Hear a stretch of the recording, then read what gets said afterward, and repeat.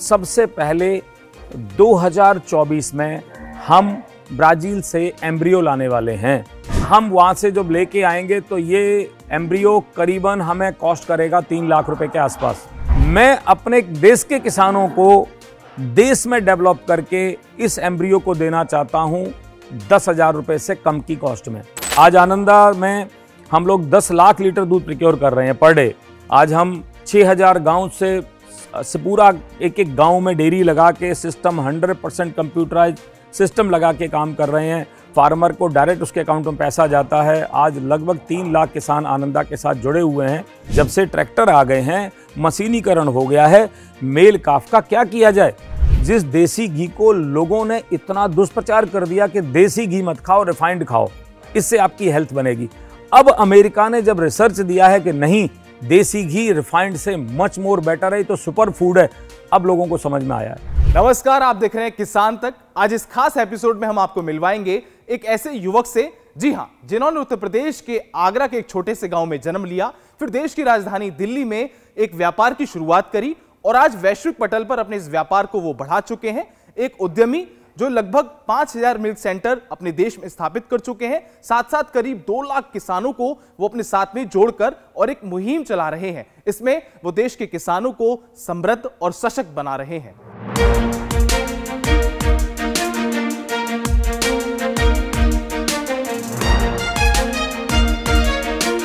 देश में देसी गायों के संरक्षण पे और संवर्धन पे काफी कुछ काम हो रहा है। इसी क्रम में इन दिनों Ananda farm, Ananda dairy farm भी जुटा हुआ है और हमारे साथ आज मौजूद हैं इसी डेयरी के संस्थापक और चेयरमैन दीक्षित जी, जिनका पूरा नाम राधेश्याम दीक्षित है। आज इनसे जुड़ेंगे और जानेंगे कि ये देसी गायों के संरक्षण और संवर्धन पर कैसे काम कर रहे हैं। बहुत बहुत स्वागत है आपका किसान तक में। धन्यवाद जी। सबसे पहले मैं आपके दर्शकों को धन्यवाद देता हूँ कि ये जो देसी गाय पर एक अभियान जो चल रहा है आज, उसको कैसे हम बढ़ा सकते हैं। एक्चुअली मैं अपने देश के जो हमारे ऋषि मुनि रहे होंगे, मैं सबसे पहले उनको प्रणाम करता हूं कि हमारे भारत देश में जितने अलग अलग स्टेट हैं, राज्य हैं, उसकी अपनी अलग नस्ल है। और ये नस्ल आज अगर 18 से 20 है, ये किसी टाइम में 45 होती थी। ये तो घटते घटते आज हम 18 पर पहुँचे हैं। अगर आज डेवलप कंट्री की बात करो तो उन्होंने गिनती के 2 से 3 नस्ल डेवलप कर पाए हैं। हमारे ऋषि मुनियों ने, पूर्वजों ने जो नस्लें पैदा की, हर क्षेत्र के हिसाब से डेवलप किया। अब उसको संवर्धन जिसको बोलते हैं, ब्रीड की डेवलपमेंट, उस पर कहीं ना कहीं चूक हुई है, जिसको हमने एक एजेंडा के रूप में लिया है कि आनंदा इसमें क्या बड़ा काम कर सकता है। तो हमने क्या किया है कि हम ब्राज़ील की 2 कंपनियों के साथ MOU साइन किया है माननीय मुख्यमंत्री जी के उपस्थिति में। और इसमें हम क्या करने वाले हैं, जो हमारे देश से जो गिर गाय आज से 50 से 60 साल पहले गई और ब्राज़ील ने उस पर जो जेनेटिक में जो इम्प्रूवमेंट किया, आज देखा जाए तो ब्राज़ील में 15,000 लीटर एक लैक्टेशन में दूध अवेलेबल है गिर के नीचे। इसका मतलब अगर पर डे पे कैलकुलेट करोगे, अगर 300 करीबन 15-20 दिन दूध देती है गाय, तो 50 लीटर के आसपास का दूध आएगा। अपने देश में जो गाय है, जो हमने अपने गौशाला में देखा है, 10 लीटर से ऊपर की एवरेज नहीं आती है। अगर 10 लीटर को 300 दिन से आप पकड़ते हो तो 3,000 लीटर दूध आता है। बहुत कोई अच्छा ढंग से काम कर रहा होगा, 4 तक चला जाएगा, इससे अधिक नहीं हो सकता है। अगर किसान की आमदनी बढ़ानी है तो इसको कम कैसे करेंगे। सबसे पहले 2024 में हम ब्राज़ील से एम्ब्रियो लाने वाले हैं। 15,000 लीटर टॉप रहेगा और 10 से मिनिमम की ब्राज़ील से हम एम्ब्रियो नहीं लाएंगे। एम्ब्रियो का मतलब क्या होता है हिंदी में? भ्रूण। वो भ्रूण वहाँ से हमें बहुत महंगा आ रहा है। उदाहरण के तौर पर देखें तो हम वहाँ से जब लेके आएंगे तो ये एम्ब्रियो करीबन हमें कॉस्ट करेगा 3 लाख रुपए के आसपास। मैं अपने देश के किसानों को देश में डेवलप करके इस एम्ब्रियो को देना चाहता हूँ 10,000 रुपये से कम की कॉस्ट में। अगर मैं 5,000 रुपये की कॉस्ट करके दे पाया, मेरी कंपनी दे पाई, तो ये बहुत बड़ी उपलब्धि होगी। और कल्पना करो हमारे देश के किसानों के पास 50 लीटर की गाय उसके घर में हो जाए, 2 गाय भी हो गई, 100 लीटर उसके घर में दूध हो जाएगा। कितनी बड़ी डेवलपमेंट हो जाएगी। जी।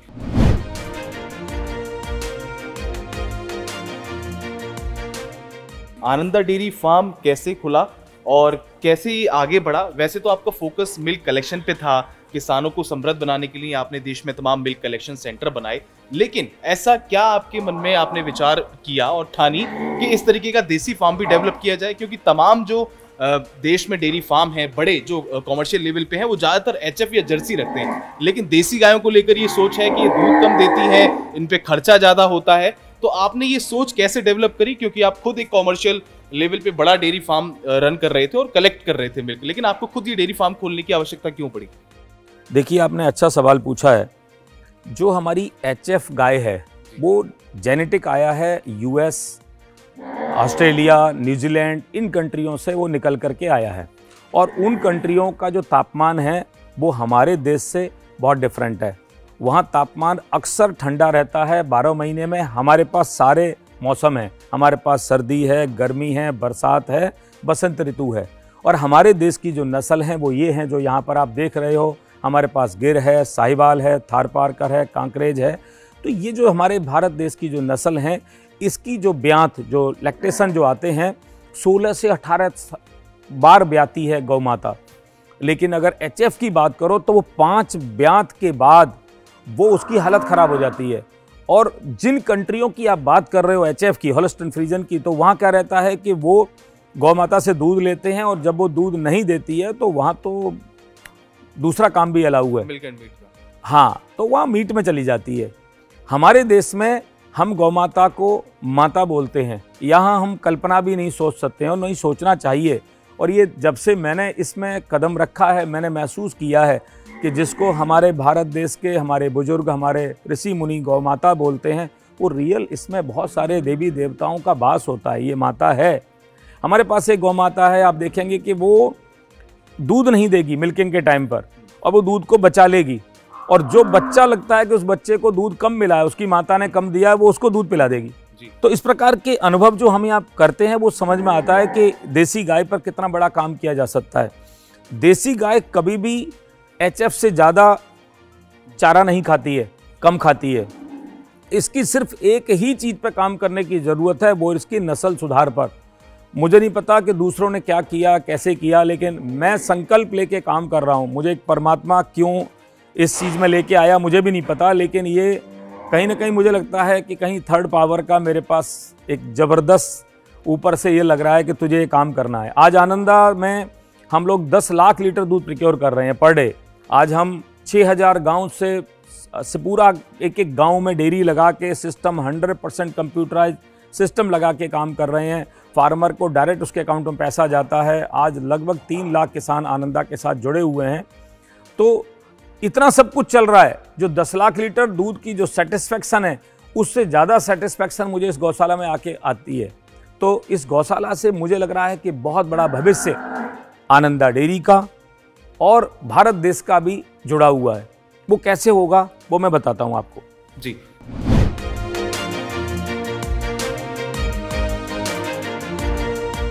लेकिन क्या आपको नहीं लगता ये जो आप आजकल इन दिनों टेक्नोलॉजी की बात करते हैं, हम आईवीएफ है, सेक्स सॉर्टेड सीमन है या एम्ब्रियो सिस्टम की आप लोग बात कर रहे हैं, लेकिन अगर प्राचीन काल में देखा जाए देसी गायों पे जितना भी काम हुआ तमाम ऐसी देसी गौ माता थी। कामधेनु गौ माता का हमेशा जिक्र होता है, सुरभि गौ का जिक्र होता है। तो क्या आपको नहीं लगता कि इस टेक्नोलॉजी से बेहतर हमको अपने जो बुल है, जो हमारी प्राइड है, बुल प्राइड, अगर गुजरात की बात करें तो वहाँ पे ऐसे तमाम तरीके के बुल हैं जिनकी पूरा रिकॉर्ड है, तो क्या उनको हम एक्सेप्ट नहीं कर सकते उनकी देखभाल करके और फिर इसको आगे नहीं बढ़ा सकते इस मुहिम को? देखिए, जो बुल हमारे देश में हैं उनकी जो पेडिग्री है, वो जो उसकी माँ ने जो दूध दिया है और बुल की माँ ने जो दूध दिया है वो 4000 लीटर से ज़्यादा का दूध नहीं है। हमारे देश में जो पेडिग्री है, मैं कल्पना कर रहा हूँ 15,000 लीटर की। आप ऑलमोस्ट 4 गुना हो गया। अगर 4 गुना अच्छी पेडिग्री का आप करोगे तो आपको फिर 50 साल चाहिए। अगर मैं ये बोलता हूं कि 2024 में हमारे पास वो एम्ब्रियो ला करके इस भारत देश की धरती पर वो हम बच्चा पैदा कर सकते हैं, क्यों नहीं टेक्नोलॉजी का इस्तेमाल करें। दूसरा, मैं आपको बताना चाहता हूं कि पुराने ज़माने में जब हमारे घर में बुल पैदा, जैसे मेल काफ हो जाता था, तो तकलीफ़ नहीं होती थी क्योंकि मेल काफ हल में चलता था। फीमेल काफ जो होती थी वो माँ बनने के बाद दूध देती थी। तो पूरा सब चलता था व्यवस्था। जब से ट्रैक्टर आ गए हैं, मशीनीकरण हो गया है, मेल काफ का क्या किया जाए। आप अगर बाहर गांव में जाकर के देखें तो मेल काफों की भरमार है।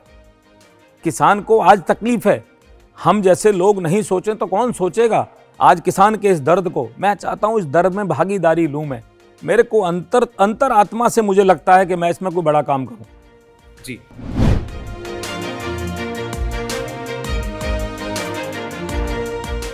अब पैसे की बात कर लेते हैं। जैसे आपके पास इतना पूरा इंफ्रास्ट्रक्चर है, आपने ये पूरी चीजें खड़ी करी और आपका उद्देश्य काफी अच्छा है, सकारात्मक है, लेकिन एक गरीब किसान अगर देसी गाय का गौपालन करे, चलिए सेक्स सॉर्टेड सीमेंट भी वो ले आता है और तमाम ऐसी टेक्नोलॉजी को प्रयोग कर लेता है। अब बात आती है पैसा खर्च करने के बाद पैसा कमाई की।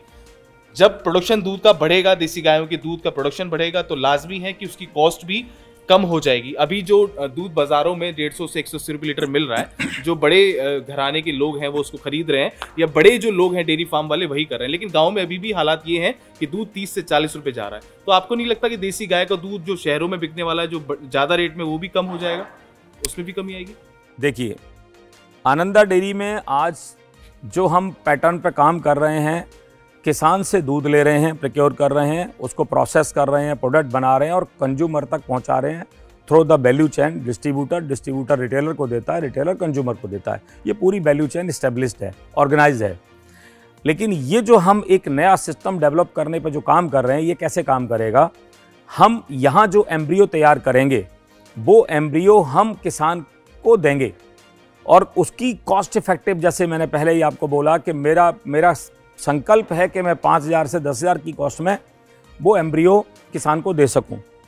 ये एम्ब्रियो 5 से 10,000 में जिस दिन किसान के घर में पहुंच गया और उसके पास 30 से 50 लीटर की गाय उसके घर में पैदा हो गई और उस दूध को आनंदा डेयरी लेकर के घर घर पहुंचा दिया जाए, तो ये ज़बरदस्त परिवर्तन आएगा गांव में भी और शहर में भी। और गांव में मेरा जो संकल्प है कि गांव में हम ज़्यादा से ज़्यादा रोज़गार कैसे पैदा कर सकें। जो नौजवान व्यक्ति को चाहिए एक डायरेक्शन, नौजवान को चाहिए गांव में रोज़गार, वो अपने माँ बाप के साथ रह करके अपने ही गांव में रह करके 50,000 रुपया, लाख रुपए की इनकम कैसे जनरेट कर सकता है, वो मैं प्लान आपको बताता हूँ। जी,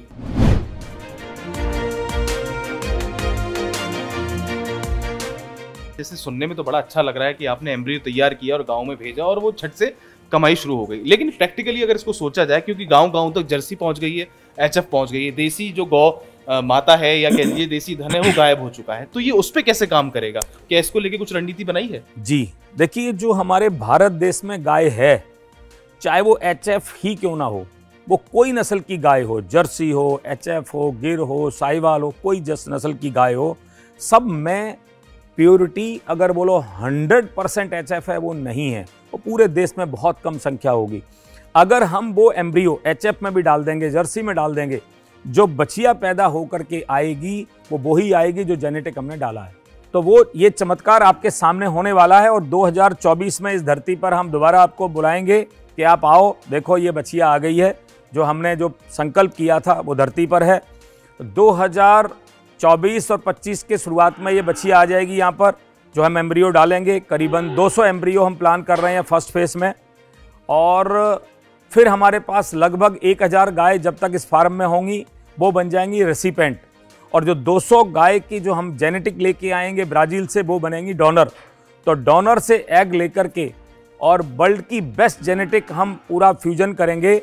जो हमारे पास नस्ल जो आएगी देश में, उसका हमने नामकरण किया है, वो हम एक नई जेनेटिक पैदा करेंगे, उसका नाम होगा आनंदी। और हमारा संकल्प है कि वो घर घर में आनंद को बांटे, ज़्यादा दूध का उत्पादन हो। जैसे हमारे पुराने ग्रंथों में कहते हैं कामधेनु गाय, तो हम चाहते हैं कि एक नई गाय की उत्पत्ति हो जिसका नाम होगा आनंदी, वो घर घर में आनंद दे। जी, बहुत सुंदर नाम रखा है आनंदी। देखते हैं आनंदी कैसे आनंद करेगी देश के किसानों के घर में। एक चीज़ और मैं जानना चाहूँगा कि ये जो आपने ब्राज़ील के साथ में MOU साइन किया है, अगर ये धरातल पे शुरू होता है तो यहाँ पर ये जो पूरा आपने इंफ्रास्ट्रक्चर खड़ा किया है, कि क्या वहाँ से लोग आएंगे इसको फैलाने के लिए, या इस चीज़ को पूरी लैब बनाई जाएगी? कैसे चीज़ें पॉसिबल होंगी? देखिए, हमारे देश में टैलेंट की कमी नहीं है। आज हमारे पास जितने नौजवान हैं डॉक्टर्स, वेटरनरी डॉक्टर, उनके पास अच्छा टैलेंट है। तो हमने पहले प्लान किया है कि जो ब्राज़ील के जो एक्सपर्ट जो हैं, वो हमारे डॉक्टर्स को ट्रेंड करेंगे यहाँ पर। अगर ज़रूर पड़ेगी तो वो ब्राज़ील भी जाएंगे, वहाँ जाके ट्रेनिंग लेंगे। यहीं वर्ल्ड क्लास इंफ्रास्ट्रक्चर लैब बनाई जाएगी जिससे यहाँ एम्ब्रियो तैयार किए जाएंगे। शुरुआत में 200 एम्ब्रियो वहाँ से आएंगे, उसके बाद सभी एम्ब्रियो यहाँ तैयार किए जाएंगे।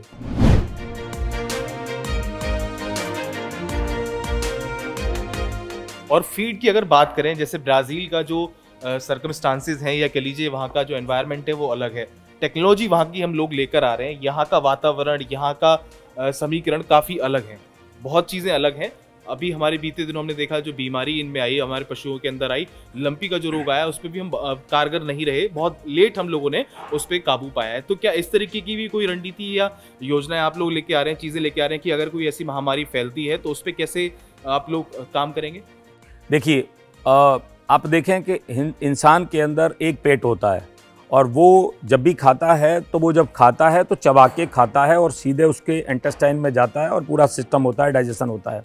लेकिन अगर गाय के पेट के देखे जाएं तो गाय का एक पेट नहीं है। गाय के जो पेट है, पहले डालेगी चारा अंदर, फिर उसको लेके जुगाली करेगी, फिर तीसरे में जाके दूसरे में जाके डाइजेशन का सिस्टम चालू होता है। तो जो रूमन होता है, रूमन में जो डाइजेशन होता है वहाँ उसका पीएच डिस्टर्ब हो जाता है। देखो बहुत सारा बैक्टीरिया ही खाती है।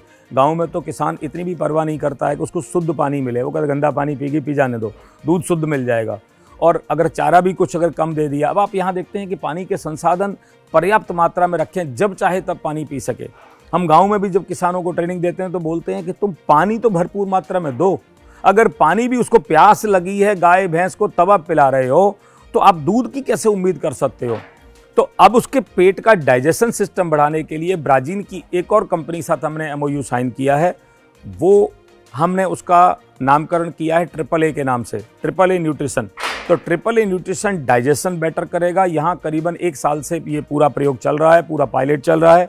इस पायलट में करीबन 15 से 20% का दूध की क्वांटिटी में इजाफा हुआ है और फैट भी बढ़ी है और एसएनएफ भी बढ़ी है। आप जिस धरती पर खड़े हो, यहाँ दूध के गाय की जो प्रोटीन है 36.5 प्रोटीन है। आप अगर देखें हमारे देश में जितनी गौ माता है 36.5 प्रोटीन का निकलना बहुत मुश्किल हो जाता है। और यहाँ जो गौ माता है इसकी जो दूध की जो फैट है, जिसको बसा बोलते हैं हिंदी में, वो लगभग 5.5 से लेकर 6.0 तक भी गई है और एसएनएफ भी करीबन 8.8 9.0 तक गया है। तो अगर इस प्रकार से अगर हम डेवलपमेंट कर पा रहे हैं तो किसान की इनकम में तो वृद्धि हो ही जाएगी। जी।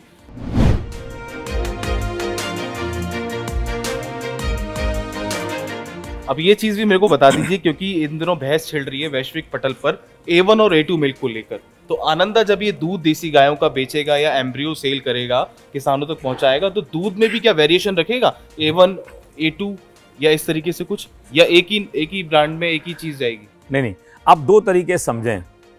A1 A2 आप सोचें, हमारे देश की जितनी जेनेटिक है वो सारी जेनेटिक A2 है।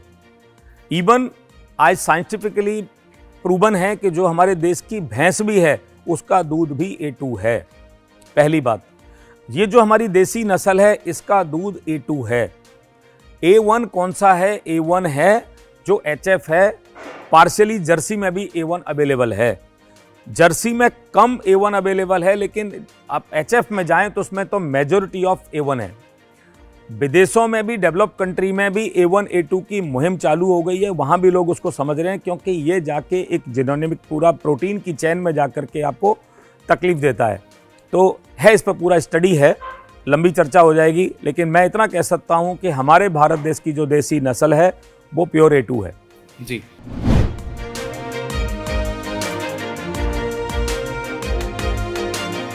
आनंदा किसानों को समृद्ध बनाने में, सशक्त बनाने में काफ़ी अच्छी मुहिम छेड़े हुए बीते वर्षों से, आपने उसमें बहुत बड़ा अपना रोल अदा किया है। तो ये कैसे काम करती है, अगर संक्षिप्त में हमारे किसान या हमारे दर्शक ये जान पाएं कि आनंदा कैसे किसानों से जुड़ती है और कैसे उनको समृद्ध बनाने की मुहिम में जुटी हुई है बीते कुछ वर्षों से? देखो, मैं अगर बोलूँ तो 3 चीज़ हैं जिस पर काम करने की ज़रूरत है। एक है ब्रीड, दूसरा है फीड और तीसरा है मैनेजमेंट। हमारा किसान देश का समझदार है, वो मैनेजमेंट जानता है। तो मैनेजमेंट में बहुत ज़्यादा समझाने की ज़रूरत नहीं है, सिर्फ हाइजीन पे कुछ प्रयोग करने की ज़रूरत है, जो हमारी कंपनी काम कर रही है। ब्रीड पर जैसे हमने बोला, अभी हम ब्रीड पर जो काम करने वाले हैं वो आपके सामने हैं। और फीड पर हम लोगों ने जो यहाँ पशु आहार का जो प्लांट आपने देखा है उसमें जो हम ट्रिपल ए न्यूट्रिशन का जो प्रयोग कर रहे हैं, उस ट्रिपल ए न्यूट्रिशन से चमत्कारिक रिजल्ट आ रहे हैं। आप गांव में विजिट कर सकते हैं, किसान बोलेगा, बच्चा बच्चा बोलेगा कि जब से आनंदा का पशु आहार खिलाया उसके घर में कितनी खुशहाली बढ़ी है, उसके घर में दूध की मात्रा कितनी बढ़ी है, उसकी इनकम का स्रोत कितना बढ़ा है। मैंने जो अभी तक यहाँ पर गांव से जो डेटा इकट्ठा किया है, गौशाला का जो डेटा इकट्ठा किया है, 15 से 20% का दूध में प्रॉफिट बढ़ा है। आप खुद भी दूध पीते हैं? अच्छा, आपने बहुत अच्छा सवाल कर दिया। आज मैं हूँ 57। जब मेरी उम्र थी करीबन 22 से 30 साल की, मैं रोज़ाना दूध पीता था 5 लीटर। और मेरी मेहनत क्या होती थी। अच्छा, मैं एक बात और मैं आपको इसी सिलसिले में बता दूं, बड़ा अंदर से भी ये खुद से मेरे थॉट आया है कि हम जिम में जाकर के एक्सरसाइज करते हैं और फिर मन लगता है कि साइकिलिंग करें, और जो हमारा खुद का जो काम होता है दिनचर्या का, वो हम सोचते हैं उसके लिए हम कोई एम्प्लॉय रख लें। क्यों ना हम खुद के काम को खुद कर लें, वो भी तो एक एक्सरसाइज है। तो मैंने ये शुरू किया है। आप छोटी छोटी एक्टिविटी को चेंज करो। जहां पैदल चलने से हो सकता है वहां कार का प्रयोग कम करो। आपको जहां सीढ़ी चढ़ के चल सकता है वहां लिफ्ट मत लो। उस एक्टिविटी में तो पहले बदलाव करो। तो मैं अगर अपने से बताऊं तो मैं अपने आप में मैंने 86 से मैंने करीबन 74 पर जाके अपने वेट को रिड्यूस किया है इन छोटी छोटी एक्टिविटीज़ से। डेयरी प्रोडक्ट मुझे चाहे कोई लिख के दे दे कि इससे नुकसान होगा, मैं जीवन में मर जाऊंगा, डेयरी प्रोडक्ट बंद नहीं करूंगा। और मैं घी के बारे में दो शब्द आपको और बोलना चाहता हूं। जो हमारे भारत देश की संस्कृति है, अगर पूजा होगी तो देसी घी का दीपक जलेगा, हवन होगा तो देसी घी लगेगा। आप हर छोटे छोटे काम में आप देखें कि भगवान कृष्ण के ज़माने से माताएं उसके बच्चे के चेहरे पर भी माखन लगा देती थीं। अगर कहीं चोट लग जाती थी तो पट्टी में घी लगा करके तवे पर गर्म करके उसको अगर बांध दो तो आपका घाव ठीक हो जाता था। वो देसी घी, जिस देसी घी को लोगों ने इतना दुष्प्रचार कर दिया कि देसी घी मत खाओ, रिफाइंड खाओ, इससे आपकी हेल्थ बनेगी। अब अमेरिका ने जब रिसर्च दिया है कि नहीं, देसी घी रिफाइंड से मच मोर बेटर है, तो सुपर फूड है, अब लोगों को समझ में आया है। भगवान कृष्ण ने तो किस जमाने से बोला मक्खन खाओ, घी खाओ, दही खाओ। हमने ये बहुत सारी चीज़ों में अपनी संस्कृति को छोड़ दिया, विदेश की संस्कृति अपना ली और हमने अपनी हेल्थ का स्थिति देखी है। अब लोगों को समझ में आ रहा है सोशल मीडिया के द्वारा, गूगल के द्वारा, कि नहीं, देसी घी रियली सुपर फूड है। आप अगर मेरे से पूछे तो मैं कितना खाता हूँगा, मैं कम से कम 4 से 6 चम्मच देसी घी खाता हूँ। और ये बेली फैट को मैंने देसी घी और अपने प्रोडक्ट से ही ख़त्म किया है। इसके लिए कोई आपने दूसरा कोई काम नहीं किया है। और मैं बाकी भी समझता हूँ कि जितना लोग आज बेली फैट से परेशान है वो यही जरिया है। एक्टिविटी करने की ज़रूरत है और देसी घी का प्रयोग करने की ज़रूरत है। जी, आप ब्राज़ील की टेक्नोलॉजी भारत में लेकर आ रहे हैं, तमाम ऐसे चीज़ों पे आप काम कर रहे हैं। काऊ कडलिंग को लेकर काफ़ी चर्चाएं हैं, विदेशों में लोग इसके पैसा खर्च करते हैं गायों को सहलाने के लिए, गायों से प्रेम करने के लिए, इस तरीके की पैसा खर्च हो रहा है। काऊ कडलिंग बड़ी प्रचलित है। यहाँ पर गाय कहीं ना कहीं लोगों के घर से बाहर है। खेती किसानी करने वाले किसान भी परेशान हैं गायों को लेकर, जिन्होंने दूध देना बंद कर दिया, सड़क पे छोड़ देते हैं और वो दूसरों के खेतों में परेशानी का सबब बनती है। तो इसको लेकर आप क्या कहना चाहेंगे? देखिए, गौ प्रेम कैसे जागृत हो दोबारा से देश के लोगों में? अच्छा देखो, आज जो शहर में व्यक्ति रह रहा है, अपार्टमेंट में रह रहा है, तो आपको समय के हिसाब से अपने अंदर बदलाव करना पड़ेगा। नो डाउट वहाँ आप गाय नहीं रख सकते हो। पहले भारत देश हमारा गांव था, मेजॉरिटी ऑफ गांव था, तो हर घर में गाय होती थी। लेकिन आज हर घर में गाय नहीं हो सकती है। उस हम व्यवस्था को बात ना करें, लेकिन ऐसा हो सकता है कि हम किसान को सपोर्ट करें। जो हमारे पास कंज्यूमर है, जो पढ़े लिखे समझदार कंज्यूमर हैं, समृद्धशाली हैं, आज हमारे देश के किसान को सपोर्ट करें कि किसान भाई, ये तेरे पास गाय रहेगी, ये गाय मेरी होगी, पैसे मैं लगाऊंगा, तू इसकी सेवा कर, तू भी इसके दूध को अपने घर में बच्चों को पिला खा और साथ में मुझे भी दे। आनंदा उस मुहिम में लोगों को मदद कर सकती है। हमें नई व्यवस्था के साथ जाना पड़ेगा अगर रियली गौ प्रेम में लोगों को आना है। और अभी मैं आपको दिखाऊं कि अगर आप, जैसे हमने पढ़ा है कि अगर आप ब्लड प्रेशर को नापो और गाय के साथ 15-20 मिनट उसके साथ प्यार से उसको सहलाओ और आप दोबारा से अपने ब्लड प्रेशर को 15-20 मिनट बाद चेक करो, तो अगर हाई होगा तो नॉर्मल हो जाएगा, लो होगा तो नॉर्मल हो जाएगा। ये क्यों हो पा रहा है? क्योंकि गाय के पास वो अद्भुत शक्ति है, इसको हमें मानना पड़ेगा।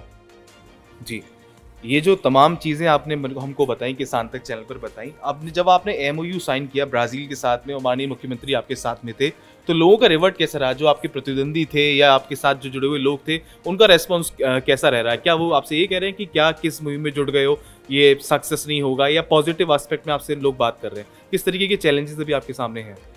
देखो, जिस फिलॉसफी में मैं काम करता हूँ, मैं तो कॉम्पिटिटर खुद को ही खुद का कॉम्पिटिटर मानता हूँ, क्योंकि मैं मानता हूं कि 2023 का आनंदा, 2023 का आर एस दीक्षित, 2024 का वर्जन उससे बेटर होना चाहिए। जैसे आप फ़ोन की कंपनी, कार की कंपनी का देखते हो, वो हर साल 3 साल 2 साल में फेस अपलिफ्ट करती है, मोबाइल भी अपनी टेक्नोलॉजी अपलिफ्ट करती है। तो ये आनंदा का एक नया वर्जन है। इस नए वर्जन में हम लोग पूरा अपना तन मन धन पूरी शक्ति लगाते हैं, और मुझे लगता है कि हम जब शक्ति लगा रहे हैं इसके रिजल्ट्स आएंगे। और मैंने खुद के लिए भी अपना जो मैंने प्लान किया है कि मनसा वाचा कर्मणा, मुझे तीनों में अपने में बेहतर करना है। क्योंकि मैच्योरिटी का मतलब क्या होता है कि आपके अंतर्भाव आपके जब तक रिफाइंड नहीं होंगे, शुद्ध नहीं होंगे, तो आप टेम्परेरी कुछ कर सकते हो, लेकिन लॉन्ग टर्म आप सस्टेन नहीं कर पाओगे। जी, आप खुद एक बिजनेसमैन हैं, सक्सेसफुल बिजनेसमैन की श्रेणी में आप आते हैं। देश की सरकार से, साथ ही साथ प्रदेश सरकार से आप और क्या एक्सपेक्ट करते हैं कि देश के किसानों के लिए या आप जैसे उद्यमी के लिए और क्या उनकी तरफ से सहूलियत होनी चाहिए और पॉजिटिव एस्पेक्ट होने चाहिए? देखिए, आज देश की सरकार, ये प्रदेश की सरकार, दोनों सरकारों का जो सहयोग है, मैंने विदेश में भी जाकर के देखा है, तो बहुत बड़ा आज इंफ्रास्ट्रक्चर बिल्ड हो रहा है। आज हमारे देश में रोड का पूरा नेटवर्क बन रहा है। पहले, अगर आज से पहले की और आज की तुलना करो तो बहुत बेहतर इंफ्रास्ट्रक्चर बन रहा है। पहले बिजली की बहुत प्रॉब्लम होती थी, इंफ्रास्ट्रक्चर बहुत अच्छा डेवलप हो गया है, 24 घंटे ऑलमोस्ट बिजली मिलती है। तो आज ये सरकार का बड़ा सहयोग है। मेरा ये मानना है कि कर्मयोगी तो आपको ही बनना पड़ेगा, पहले आपको काम करना पड़ेगा। मैं उस कैटेगरी में से नहीं हूँ, ना मैं लोगों को कहूँगा कि आप उस कैटेगरी में बनो कि आप दूसरों पे आश्रित हो जाओ, आप सब पर उम्मीद करो, जो कुछ करे सरकार करे। अरे जो कुछ करना है आप करो, हमें सुधरना होगा, हमें मेहनत करनी पड़ेगी, हमें कर्मयोगी बनना पड़ेगा। सरकार तो बहुत कुछ कर रही है, और 140 करोड़ लोगों की जिम्मेदारी अगर सिर्फ सरकार को ही लेनी है तो हमें भी तो कुछ करना है। मैं जिम्मेदारी लेता हूँ आनंदा की तरफ से, हम पूरे प्राणों की शक्ति लगा देंगे कि इस किसान की आमदनी बढ़ाने में, इस देसी गौ वंश के संवर्धन में हम पूरी शक्ति लगाएंगे कि देश का विकास इससे हो सके।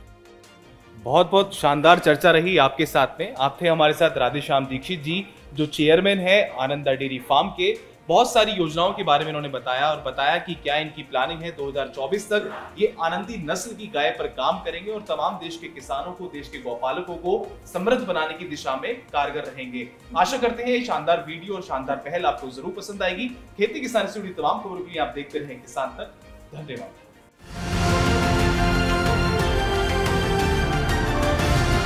किसान तक खाना है तो उगाना है, किसान तक खाना है तो उगाना है, किसान तक खाना है तो उगाना है, किसान तक खाना है तो उगाना है, किसान तक खाना है तो उगाना है, किसान तक खाना है तो उगाना है।